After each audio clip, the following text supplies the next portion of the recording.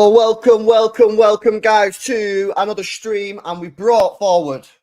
Is it called the Nobbins Show? Is it called the Monday Morning Football Chat? We don't have a name for it, really. We could combine our names. To what? I don't know. I would have to think about it, but you know, put you on the spot there, didn't I? I don't know. You know, like when you've got like two characters in a TV show that you want to ship as like a couple. And you like combine their names. It could be like that sort of thing. I don't know. I haven't thought about it. Maybe the chat could come up with some ideas. I don't know. Yeah. Chat, listen, we need your help, man. You know what I mean? we don't know.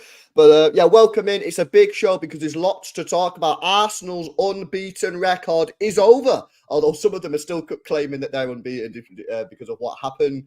It was the Jeremy Doku show yesterday at the Etihad Stadium. City, top of the league, at least until tomorrow night when Spurs play Chelsea. Guys, I want you to smash the like button on the stream if you've not done so already. We've got 160 people in this morning already, so hit that thumbs up button. Make sure you are subscribed to the channel as well if you are new. We are on the road now to 10k, as is Nobbins as well. You can find his link in the description. If you want to help us both to get to 10k, make sure you are subscribed to both channels. But we're going to start off with Arsenal, and then we'll come on to Jeremy Doku for the second part of the show. But yeah, Arsenal unbeaten up until yesterday.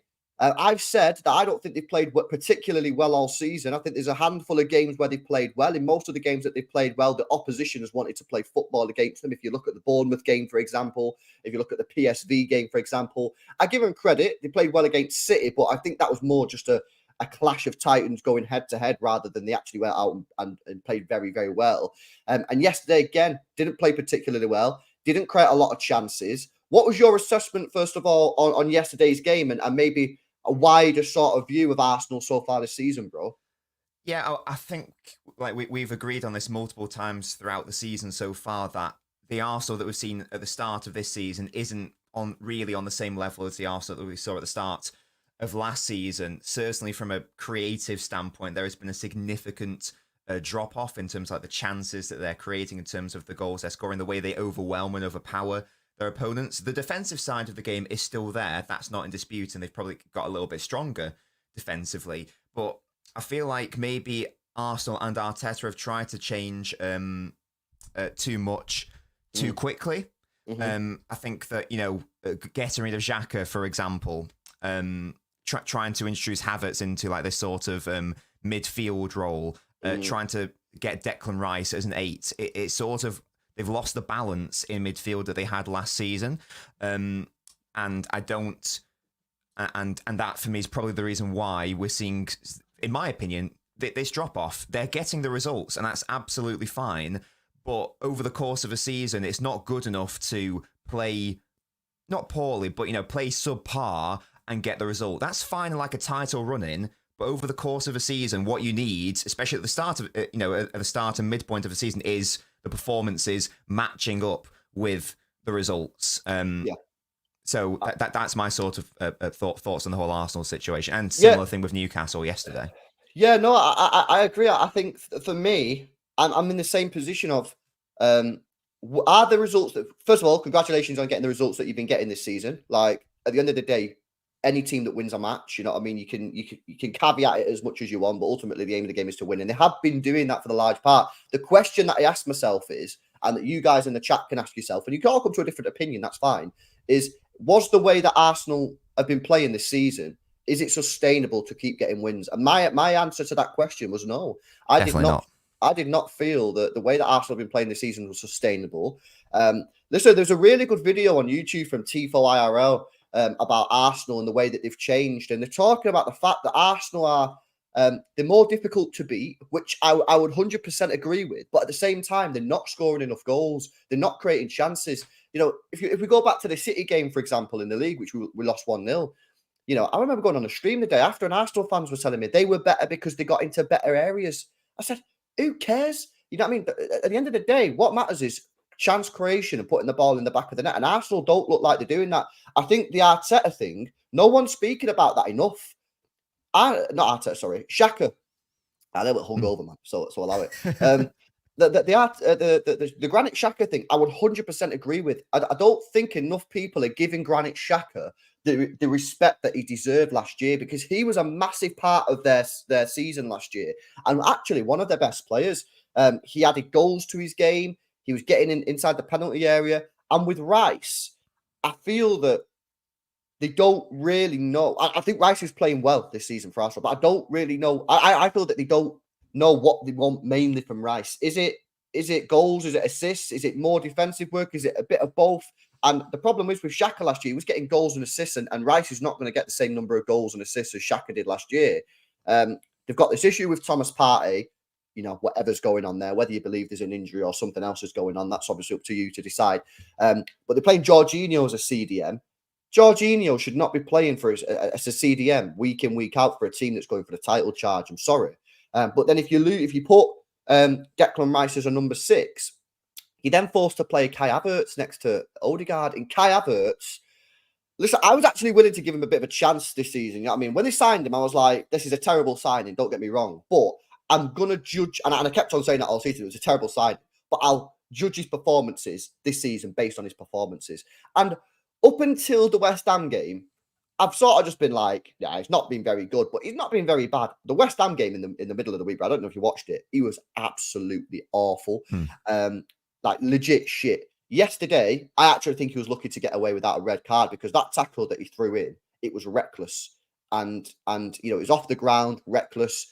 Another referee, and he would have been off the pitch. It would have been a red card, and he's just not brought enough. Odegaard's struggling. I'm being told by Arsenal fans that Odegaard can only play when Thomas Partey plays, because Odegaard doesn't play well unless Thomas Partey plays. Well, you're screwed then, because Thomas Partey is out now, and again, if you believe some of the rumours that are flying around, is he injured or is there something else going on? Who knows? And yeah, ultimately, I just feel that Arsenal have taken a step back. I think they've regressed from last season. I think they're more difficult to beat, fairs, but they're not scoring enough goals, bro. Like, is there anything that you can see Arsenal sort of doing in the immediate sort of situation to sort of improve going forward? Because that's, for me, their main issue at the moment. It's a hard one. I think that they made mistakes in the transfer window. We've touched on letting Xhaka go, but also like relying on Thomas Partey, who whether down to off-field issues or whatever, or injuries, you can't really bank on Thomas Partey being available for the majority, 80 to 90% of a season. And if you're banking on him as being one of your main players, if you compare it to like the level of importance of like a Rodri, you need him available basically all of the time, which is what Rodri often is and was for City. I can't recall the exact stat, but I remember seeing something from Opta a few weeks ago. It basically broke down the percentage of where different Premier League teams' attacks come from. It broke it down to do teams attack down their left, down their right, or through the middle. And City topped the charts in terms of attacking down the middle proportionally. And that's good, because in general, the best chances come through the middle. That's where most of the goals come from. Arsenal, on the other hand, they were either at the bottom from the middle, or they were second from bottom. Most of their play was focused down the left or right. That tells you that tells you two things. It tells you that, one, they aren't as good in the middle as they have been previously, which for the reasons that we've touched on. But secondly, it means that they got away with that last season, because they weren't brilliant down the middle last season. Odegaard's had a lot of critics for how he's not really a chance creator, but Martinelli and Saka out wide were balling and were untouchable and unplayable last season. This season, they still need to rely on that brilliant wing play, because they aren't creating as much through the middle. But Martinelli and Saka aren't really hitting those heights for one reason or another, whether it's down to injury, whether it's down to, they were just on a hot streak last season, whether it's down to, the opposition adapting to them and recognizing that, hang on, these guys are a massive threat. Let's like double up on Saka. Let's double up on Martinelli. So it's all of these issues. And I don't know if there is really a short-term solution. I think the solution is to get some reinforcements in January. I don't, with the available players, I don't know if there is a solution, and I think that maybe they're sort of like architects of their own downfall in a way with the transfer window that they had. They were praised for it, bringing Declan Rice, absolutely fantastic signing, but didn't properly address losing Xhaka, didn't properly address the fact that Partey isn't always going to be there, whether due to injury or whatever. So I think the over-reliance on Saka Martinelli is potentially going to be that downfall. Yeah, no, listen, again, I don't disagree with anything you said. For me, the midfielders got weaker than last year, right? Because Declan Rice is an upgrade, but he's a different type of upgrade. Is he better Very than different. is he better than Xhaka? Yeah, he's better than Xhaka. But Xhaka, I don't know. I mean, I can check. I can check it. Oh, fucking, I don't know how to spell the guy's name. The guy's got a proper weird like. There you go. XHAKA, I think. Yeah, I got it now. I got it. Let me see how many goals he got. I mean, I don't know. I'm gonna throw out. I reckon he probably got like 15 goals, maybe something like that last season. Yeah, it was also just like the way that he was able to link the defense and the midfield. He did all these different roles. Like he helped in the build up, but then he also helped in the progression. But then he also helped in terms of like the final ball as well. He was sort of like an all-action midfielder last season. He was sort of doing everything, and it's expecting a lot of either Havertz or Declan Rice, whoever plays in the left central midfield role. It's expecting a lot of them to come in their first season and replicate what Xhaka was able to do last season.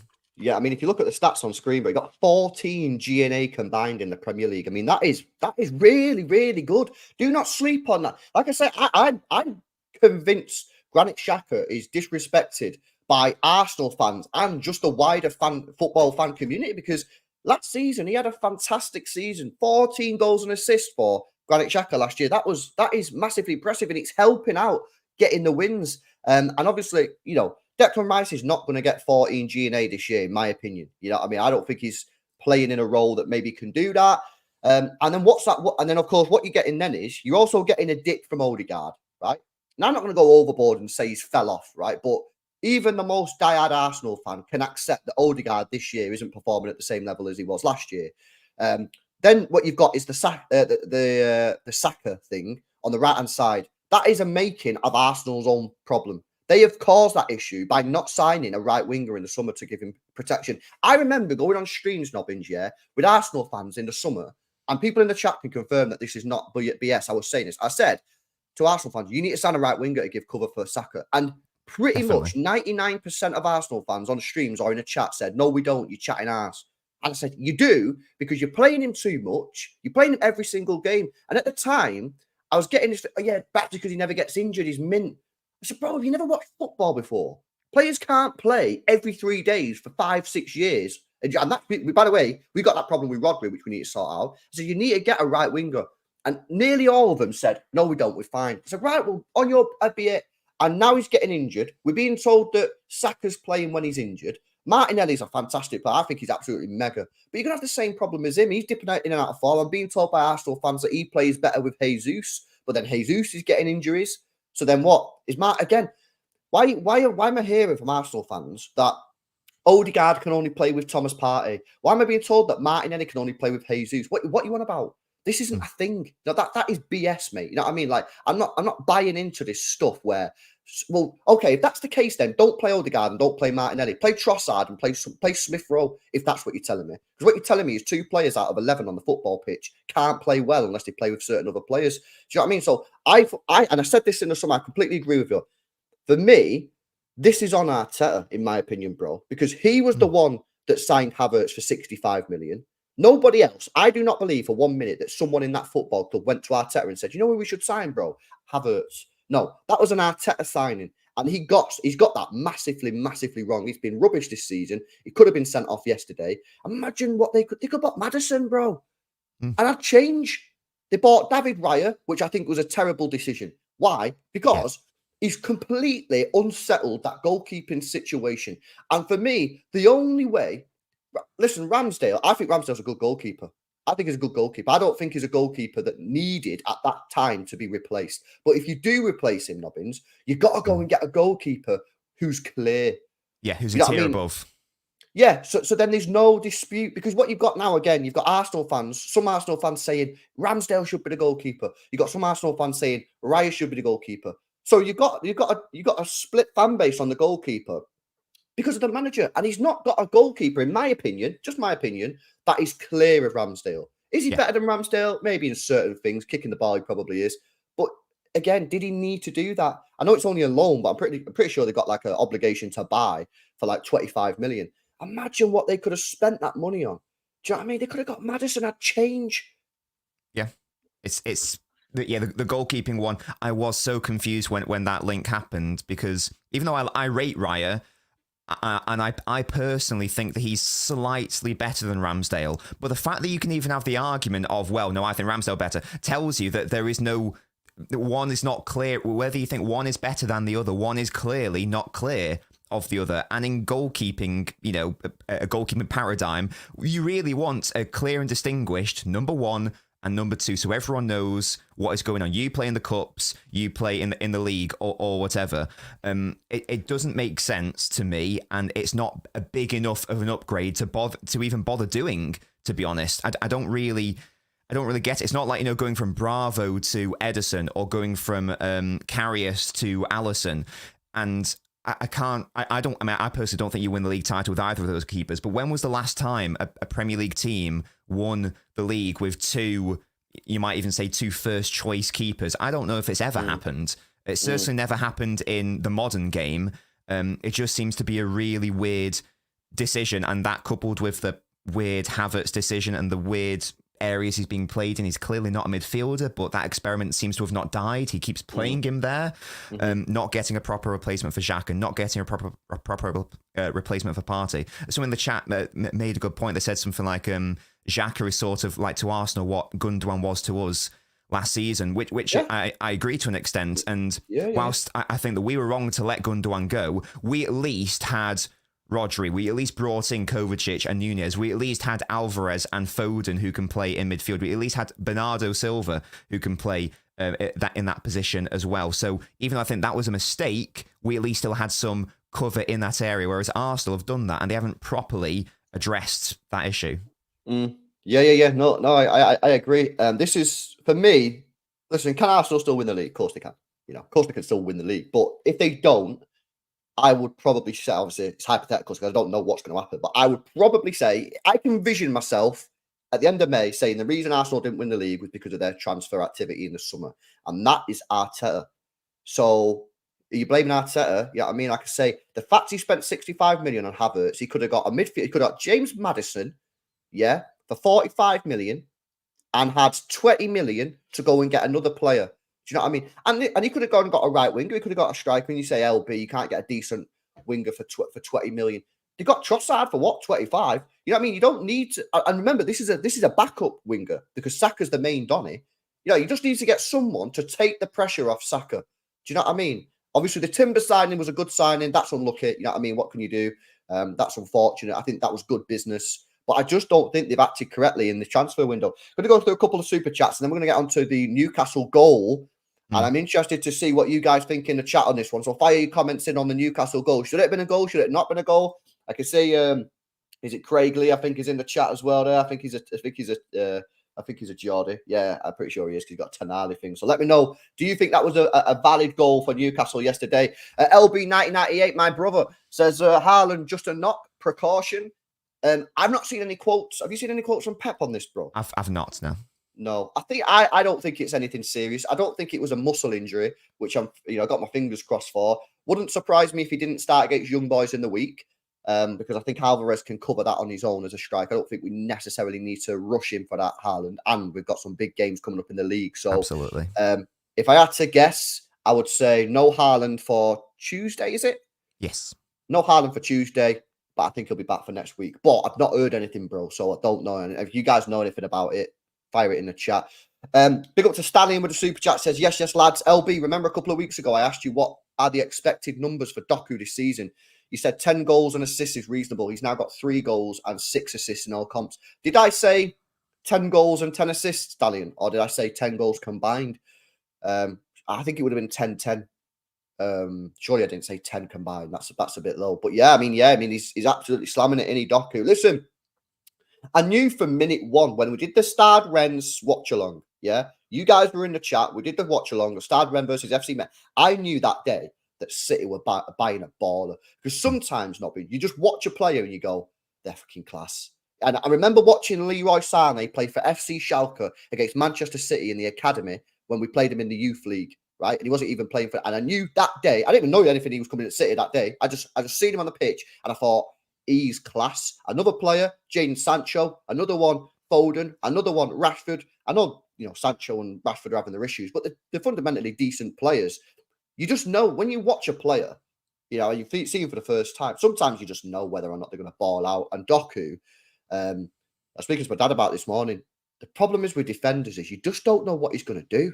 Because if he's playing on the left, he can cut in, he could shoot, he can play a 1-2 like he did with Rodri, or he can take you to the byline. You know what's hilarious, right? You know what's hilarious? I remember being in a stream like 2-3 weeks after we signed him. And I don't think it was my channel because I think I was on like a different channel where like the fans are spread out, not just mainly City fans. I think people in the chat said, "Yeah, but he's got no left foot." What you mean? He's got no left foot. I watched him play for Stade Rennes, yeah, and he was playing right wing that day, and he cut in and had 3 shots every time with his left foot, and every single one at the target. And I think he's got a brilliant weak foot. Yeah. Yeah, I'm not saying it's up there like Santi Cazorla, who's for me one of the best like 2-footed players I've ever seen, but it's certainly not bad, and it just proves that I think it's copium sometimes with fans. But yeah, listen. We will get on to Doku in the second part of the show, Stallion. Chicken Wing says the narrative right now from rival fans is the Premier League is helping City by taking points off Arsenal and Liverpool. Well, that's not true because the Premier League doesn't want Manchester City to win the league because for them, the Premier League product isn't good. It isn't great if City just win it every year. And that guy, and if you think that's BS, the CEO, Richard Scudamore, I think he's not there anymore, but he said that in an interview, didn't he? He come out and was like, we don't really want City winning the league every single year. And listen, you know, I don't think he should have said that personally, especially when he was in the job, because it's kind of like City fans looking at it going, hang on a minute. You know, any time a decision goes against us, we're like, is this forced? But, you know, if you put that to one side, it's quite obvious that they don't want Manchester City to win the league. Does the Bundesliga want Bayern Munich winning the league every single year? No, because it's dead. That's the same in Paris, in France with PSG. You know what I mean? No one cares about the league because it's just like it's a foregone conclusion. So, yeah, I think the narrative is wrong from opposition fans. But listen, let's get into some of the big controversial topics from yesterday. I can't play the clip obviously because I'll get cancelled, but I can just put this on screen. I think I've never done this before, but I assume I can. Sure. They're saying that's out of play. Right. First of all, my point on this, Nobbins, is that the camera angle is not a good camera angle because you need a camera above the ball, as explained by this geezer. Yeah, this is. Let me share this tab. This is physics. Yeah. Apparently, I don't know if it's physics, but this is what he's calling perspective and physics. Yeah. You look at that now. Yeah, that ball is over the line, is it not? Visually, it does indeed appear to be over the line. Yes. Yeah. Have you ever thought about being a politician, bro? Very good answer. That's a very good answer. It's because I know what's going to happen. Now, if we play the clip, people, oh, so some people pay $9,000 a year for this in university, and you're getting it free on the XLB, right? Oh my God! Look at that! The ball is not over the line. This camera angle that you're seeing is the only camera angle that can categorically confirm or deny whether the ball is across the line. If you don't have it, I don't want to speak about it. Don't want to speak about it unless you have this camera angle, because otherwise it's all speculation, isn't it, Brit? Isaac Newton's work is not dead. Look at that, guys. We're using science. Yeah, I big up this guy who's posted it, you know. So yeah, I mean, there was I don't know if you remember, there was a similar thing at the World Cup. You know, when Japan had a goal and they scored it, and everyone was like saying, "Oh, but the ball was out. The ball was Germany." Out. Yeah, exactly. And it's like, again, it's to do with the arch or the arc of the ball and the angle and the fact that physics and angles and perspective is a thing. I hoped that we would have been past this. And if the angle isn't there, the VAR makes the absolute correct decision to not rule it out because they can't conclusively rule it out. They can't guess. They can't make a, on the balance of probability, on the balance of probabilities, there's like a 60% chance, therefore I'm going to do it. No, you have to be absolutely certain, and they couldn't be. So for me, the ball out of play is a non-issue, to be honest. Yeah, no, absolutely. And by the way, that being sports thing that Shadow's saying, I'm pretty sure that's AI technology. It's not an actual legit thing because they've done this before. BN Sports do this all the time on controversial shit. They put clips out there, but the clips that they put out are not legit clips. It's like it's how do you describe it? Yeah, it's like AI, I'm pretty sure. So sure. I mean, they're probably right most of the time. But for me, unless you got a camera above it. Yeah, it's not conclusive. Said, it's not. You can't just rule out a goal because it looks because we've just shown the clip there from that guy on Twitter that proves that that's not how it works. What did you make of the Joe Linton challenge on Gabriel? Not given as a foul, obviously. Do you think it was a foul? Yeah, well, I mean, just before, I don't know if we're going to touch on that. I've seen some Arsenal fans say that there was also a handball. Because the ball does hit Joelinton's hand/arm, and Arsenal fans are saying, well, doesn't that mean that it gets ruled out? But the handball rule and the law has changed. You know how in the past, if a ball hit an attacking player's hand, didn't matter what happened, the goal would get ruled out.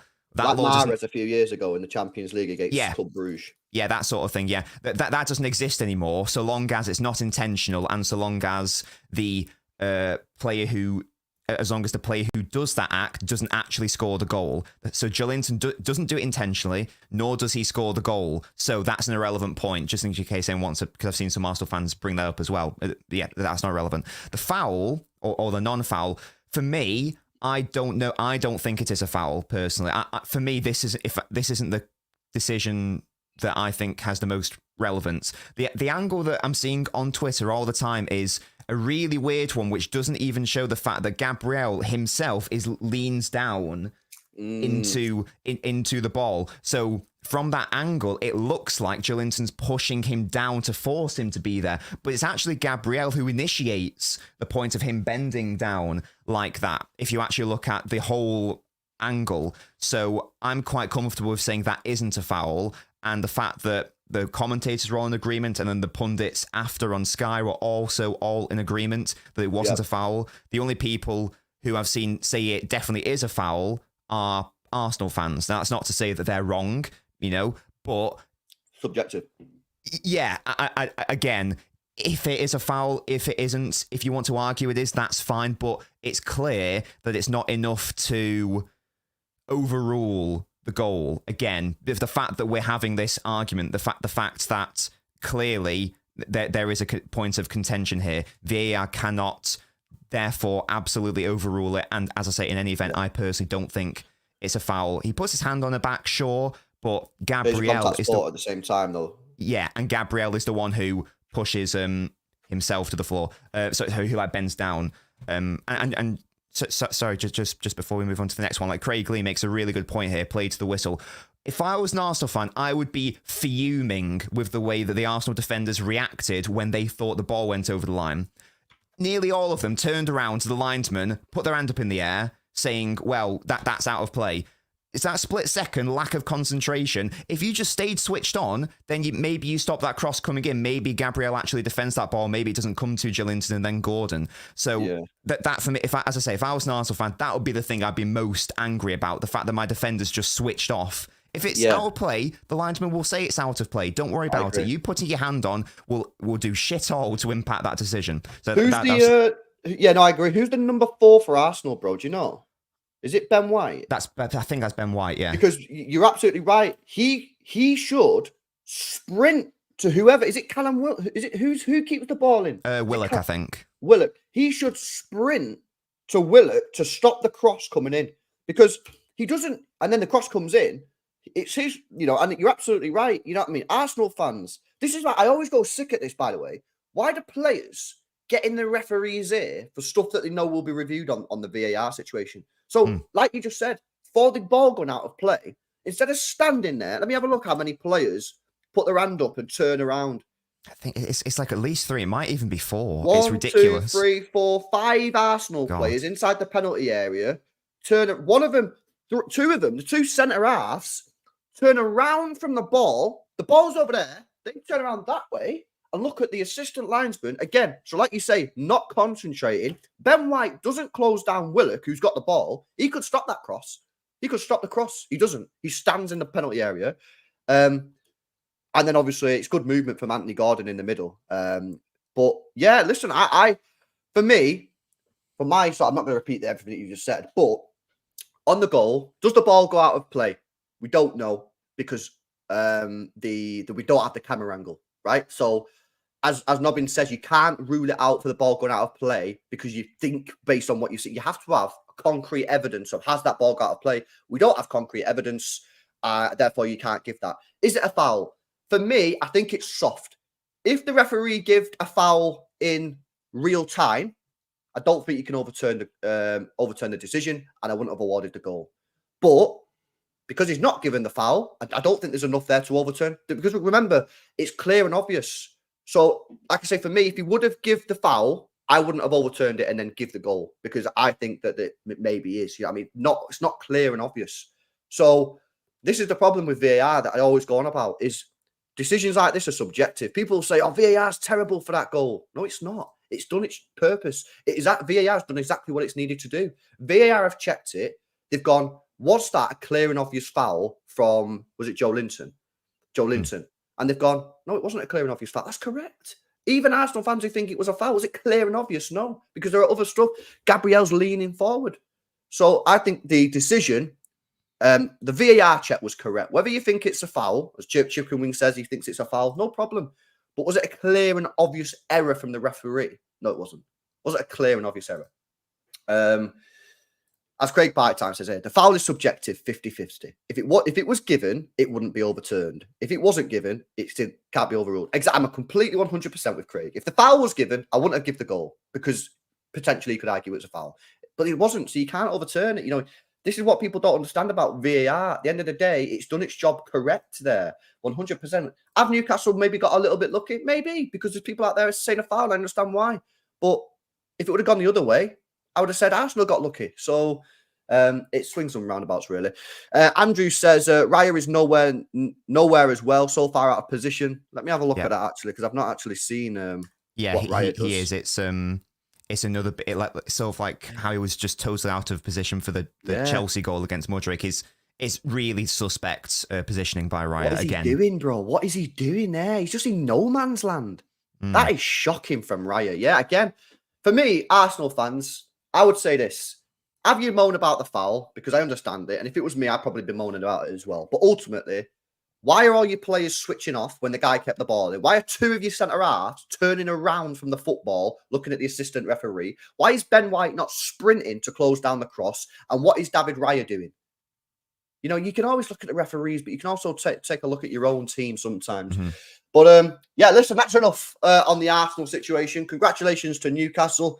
I know a lot of Newcastle fans think I always give them a lot of stick. And I do, because... Can I say one last thing on the game? Sure. Just because and quite rightly, a lot of the debates about the VAR, but at the same, let's not forget that I thought personally, VAR aside, yes, Bruno Guimaraes should have been sent off, but in terms of the overall balance of play, I thought Newcastle probably just about edged it.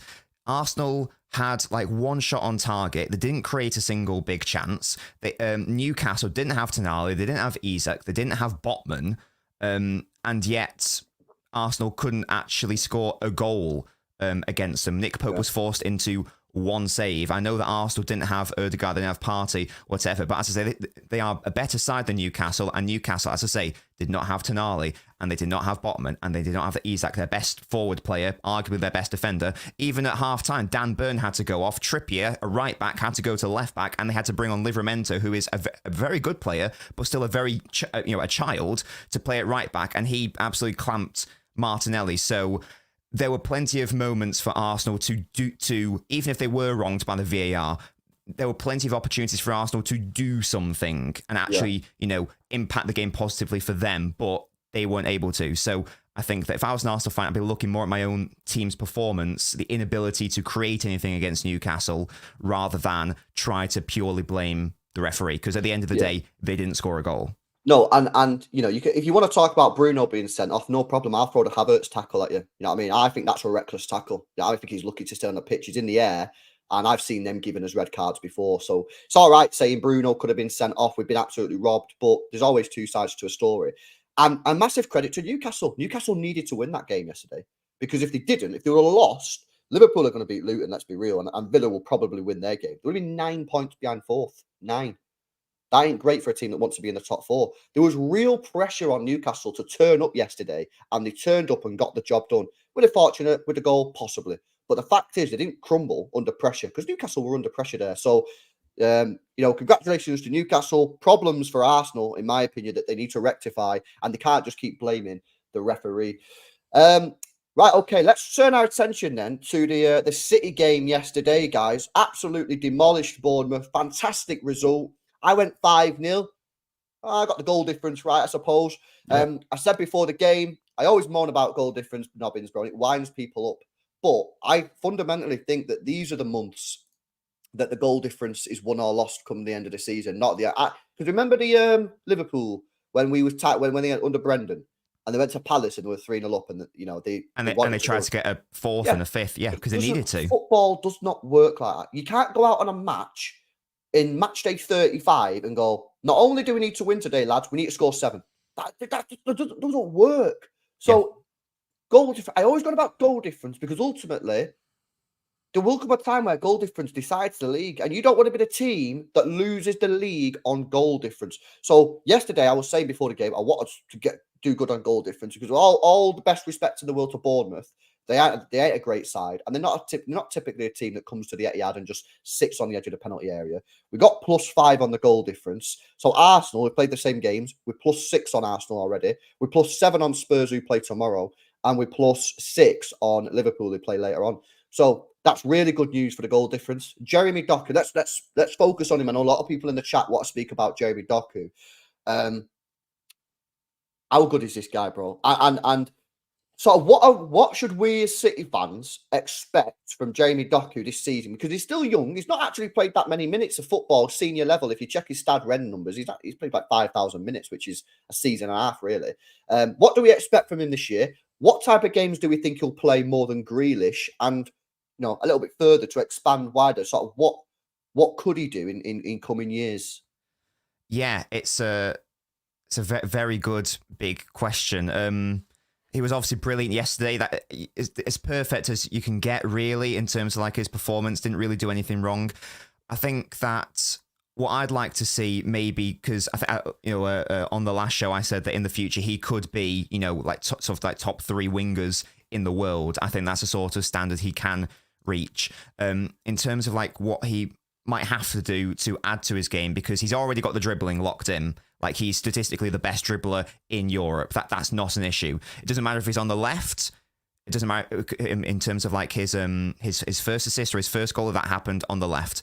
In terms of on the right, you can't stop him. Again, that was the Bernardo goal that happened. And even centrally, when he picks up and just runs at you, it's a devastating player to play against. What I would like to see is a bit more confidence on that right-hand side. At Rennes, that's where he flourished. That was his primary position. He's come on to the right, or started on the right for City. Sorry, whenever he comes on or starts on the right for City. Sort of like 5-10 minutes later, Pep pushes him to the left. So he's clearly not yet as comfortable on the right for City as he is on the left. On the left, he's looked absolutely devastating and a monster. I would like to see a bit more of that game on the right, just so it's a bit more of a versatile player, if that makes sense. But I think what we saw against Bournemouth is that he's not just this one-trick pony. Or people talk about the dribbling, and they're absolutely right to. But his defensive work rate is also really underrated. And that ball he played through to Bernardo Silva, when he ran and then scored that lovely little chip, that's an unbelievable ball as well. That's something you might normally associate with someone like a Kevin De Bruyne type player. So.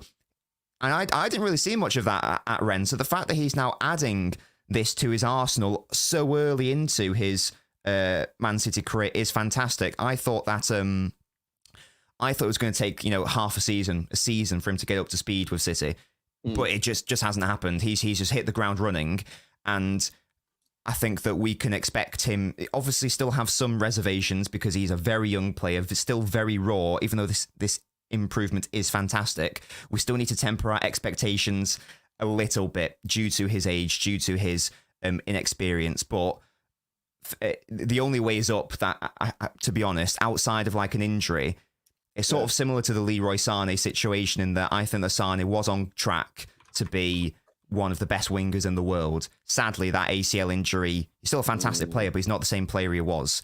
Bar an injury, I don't see why Doku can't go on that trajectory and go on that path, because I think he is that good, and that was demonstrated yesterday. He was just everywhere. When he got that first assist or that first goal or that first successful take on, it was just an unstoppable demon. And you mentioned before how, will players catch on to how to stop him? Will he be too predictable? I don't even think it's relevant that if players know what he's going to do. It's one thing knowing what someone's going to do. It's a second thing to stop them from doing that. You think of Robin. Iron Robin was the perfect example of that. It's like, he's a one-trick pony. All he can do is cut inside. I mean, even though I don't agree with that, people say, he's a one-trick pony. All he can do is cut inside and shoot. Yeah, it's a pretty good trick, though, especially if you can't stop it. Or, like a Gareth Bale, like in the end of his Spurs career. Again, cuts inside, shoots. You know exactly what he's going to do. Can you stop him? Can you defend against that?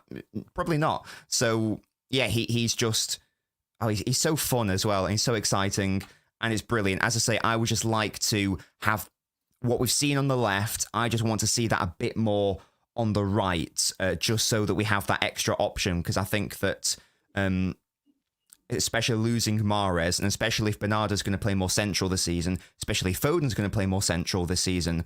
I don't want us to keep relying on Walker as the right winger. I want us to have another outlet there. Yeah, no, listen, I don't think the Walker thing works, right wing. Not long term. No, not long term. You get away with it, but I especially don't want to see that in big games. I don't really like it. I also think you lose stuff from Bernardo. I know Bernardo scored 2 yesterday, but I think you lose a little bit of Bernardo and Foden when Foden plays in this weird inverted role. But yeah, back to Doku. I mean, fantastic player. How you defend against him, I have no idea. What do you do when he can do it all? Do you know what I mean? And Craig in the chat, I said this yesterday on the stream, actually, my watch along, that it does remind me of Alan Saint-Maximin, but I feel with end product, and I feel like he actually kind of knows what he's doing. When I watch Saint-Maximin, I feel like sometimes the guy doesn't actually know what he's doing with the ball. He's just doing all these mad step overs and take on. I feel like sometimes he just wings it himself. But with Doku, I feel like he has it a bit more under control. And he has the end product. I mean, he's already got 10 goals and assists combined so far this season, including 1 goal that he scored for Stade Rennes. So he's got 9 for City, essentially, one for Stade Rennes, and he's only played 766 minutes, and that's including his Stade Rennes 111 minutes. You know what I mean? Take them off, he's only played 650 minutes for City. He's already got 9 GNA. And listen, I don't. Samaj says Doku should start big games over Grealish.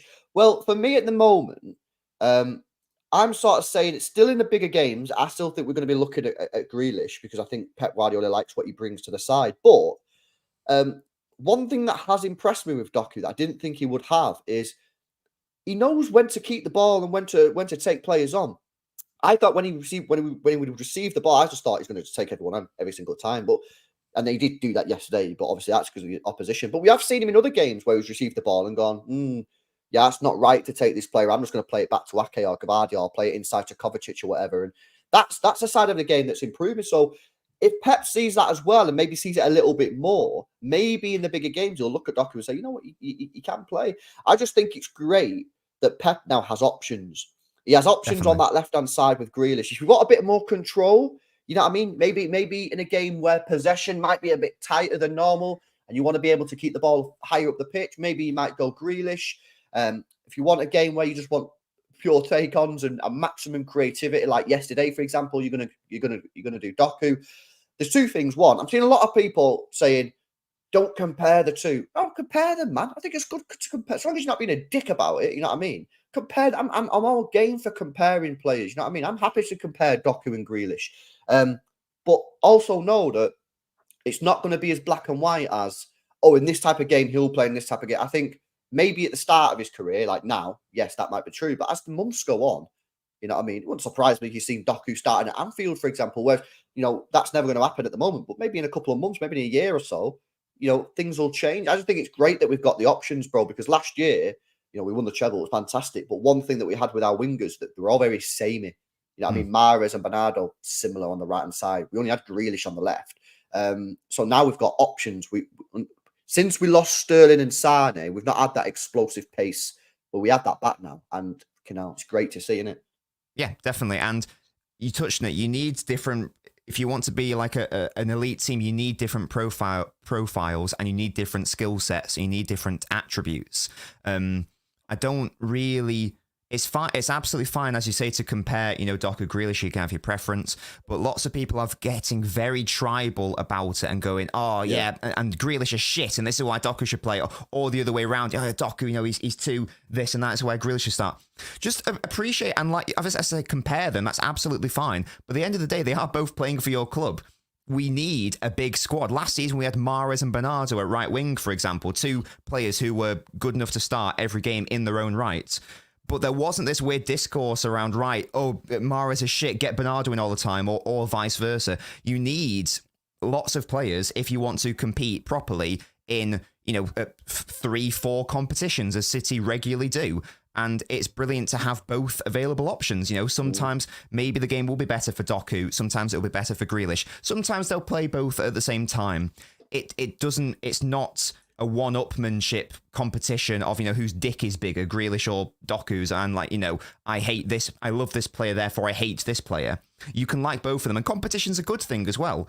Like, I touched on Mahrez, Bernardo before. Grealish will now probably be thinking, I've got to up my game a bit, which is great. We want players to be pushed to their limits. We want players to be not resting on their laurels. This was like a big criticism of Trent Alexander-Arnold by Liverpool fans for a number of seasons, because he didn't really have any competition at right back. So lots of people questioned, is he getting a little bit complacent, in that situation?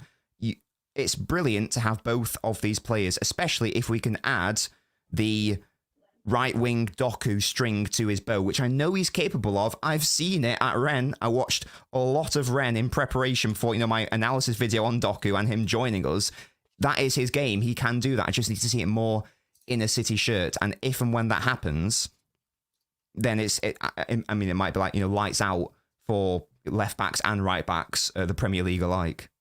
Yeah, no. Listen, I think it's a fantastic situation that we're in right now. Doku was sick. I mean, anything else yesterday from the game that interested you, or you want to speak about? I guess just like I think what I liked the most, in addition to the Doku masterclass, was the fact that we didn't, because a lot of people, quite rightly, saying that we rely too much on the Stones progressing role, from like going from centre back to midfield, which I had a genuine concern of. But what I liked from yesterday was Stones didn't actually do that. He stayed in the defence. Yeah, so it was really good to see that we aren't really relying on having to play Stones in midfield. We can play games. I know it's only Bournemouth, but we can play games where Stones doesn't have to be going into the midfield. We had other players around there. It was Kovacic was a slightly deeper player, didn't have the best game, but he was doing that sort of position instead. Sometimes we actually played a diamond. We had Rodri as a defensive midfielder, Kovacic on the left of that, Bernardo on the right of that, Alvarez right at the tip. So I just really liked, I guess, like the sort of versatility and the utility that we saw. As I say, Stones not having to go into midfield. He did play primarily as a central centre half. In the game. And even like when the substitutions happened, Haaland came off, so Alvarez went to the top, but then when Alvarez went off, Foden went to the top, and then Bob came off, so Bob went at striker and Foden went to the right. The fact that we've got all these players who can play all these different positions, and we were touching on Arsenal earlier, that's one of their main issues, the fact that they've, I think you said before, Odegaard has to play with Partey or whatever. It's not the case for City. Sorry, that's very long-winded, but no, chilling. Yeah, no, John Stones was an interesting position. I like the fact that he got subbed off with 20 minutes to go as well, because obviously that keeps him fresh moving forward. But yeah, I mean, what we're seeing here, I don't particularly like the system where Walker plays as a wing back. I prefer him staying as a 3 and let John Stones go into the middle. But what I do like is the fact that we have the option to do that. You know what I mean? Because options give you, in-game choices. They'll become and we're not really seeing it really, to be honest with you, but there'll come a game where John Stones is playing in midfield and either it doesn't work or he's just having a stinker. So what you can do is you can just change it up and say, right, John, you can come back, and Walker, you get up there, and then whoever the right winger is, invert. Like I said, that's not my favoured system. I prefer the John Stones in midfield, but the fact that you can do it, because what you don't want to become predictable. Do you know what I mean? This box midfield 4, I think, destroys oppositions. I don't think oppositions know how to deal with it, because you got 4 players of high class dominating the midfield. Okay, you pack out the midfield, no problem. Your wingers are going to be free. Then what you're going to do? You got one-on-ones with Jeremy Doku, Phil Foden, Bernardo's. That ain't great, Brev. But there'll come a time where someone cracks the code, man. There always is. You know what I mean? The code always gets cracked. But when that happens, no problem. Drop him back, put Walker on the right wing again. Do you know what I mean? So it's a fantastic situation. Exactly. And obviously City now top of the league. Liverpool play later on. They can't go above us though, which is great. They are playing Luton, so it is a way, I suppose, but they'll probably be targeting that. If I was Liverpool, I'd be looking at targeting that. Say, try and get 2-0 up within the first 30 minutes or whatever, if possible, and then really go for the goal difference. And Tottenham play tomorrow against Chelsea. It's a big game for Spurs because it's a bit of a test. Chelsea, I know they lost against Brentford, but they drew against Liverpool. I think they drew or beat Brighton. Drew against Arsenal and should have won the game, really. This is going to be a bit of a test for Spurs. And if they win that, they go back to the top of the league, 11 games above us. Big game, isn't it, for them tomorrow? Oh, yeah, massive. I know I've maintained, and I still will, even if Spurs win, I still will maintain that Spurs will eventually drop off. They will finish sort of around fourth, which will still be a fantastic season for them, by the way. But in fairness to them, all they can keep doing, to prove people like me wrong, is keep doing what they're doing and keep winning, games like, the game of the Emirates will be a massive test. A game against Man United will be a massive test. Well, they came through those without a defeat, without losing. So it is another game where they've got a chance to shut up people like me, to be fair. And it wouldn't surprise me if they got the win, given how Chelsea are so hot and cold and weird this season. Fantastic against Arsenal up until a random mistake, and then they just bottle it. So Chelsea just one of those teams. They will be a threat in the future, but not quite there yet. So yes, Spurs, credit to them. They have been the best team in the league so far this season. I'd be very surprised if it lasted until like match week 20, for example. Yeah. No, I think that's where I'm at, man. I think that's where I'm at. Buzzing. We got young boys coming up in the week. We need to win that game. Really, I've been thinking to myself, bro, that we're chilling, but we're actually not really chilling. We're only 3 points above. I can't do maths, man. We're only 3 points above Leipzig, and we still got to play them. So, yeah, a win against young boys is needed, and obviously a big game next weekend. So, another big week for City, but we seem to be back on it. Kevin De Bruyne was back at the stadium yesterday, so he's back from the Middle East. That's a positive sign that he's back in the country, and that maybe. Because I don't really. I found this very strange, bro. This Kevin De Bruyne thing. I found it's just weird. If you look at when he got that hamstring injury at the end of the season, and then they said there was debate about whether or not he should get the surgery or not. I don't understand why he didn't have the surgery when same you've got an off season. Right, whatever you call it, when the league isn't on. I mean, so you got 2 months essentially of no football, so you're not going to miss anything. And then even if he had the surgery, he would have missed a month or say 2 months max at the start of the season. Start of the season doesn't really matter, you know what I mean? Because so long as you don't fall away completely from the top of the table, then who cares? You know what I mean? I've said on this channel, I don't care about being top of the league now. I like being top of the league, don't get me wrong, but I don't care. So long as we're within 5 or 6 points of whoever's top, it's March, April, May are the months that matters, probably February as well. So I don't really get that. And then, anyway, so he didn't have the surgery. At a time when the surgery was a perfect time to have the surgery, we then rushed him back. He was meant to be back at the end of 3 weeks into the season. And then all of a sudden it was, Kevin De Bruyne is back. Boom. We was all like, great, but that's a bit weird because you told us it was going to be 2 or 3 weeks into the season. Then he got injured in his first game. So obviously he wasn't fully recovered. Now he's decided to have the surgery, which, by the way, I agree with the fact he's had the surgery now. But again, like we was told that he was going to be back in mid-January. And now it seems like he's going to be back potentially end of the month, early December.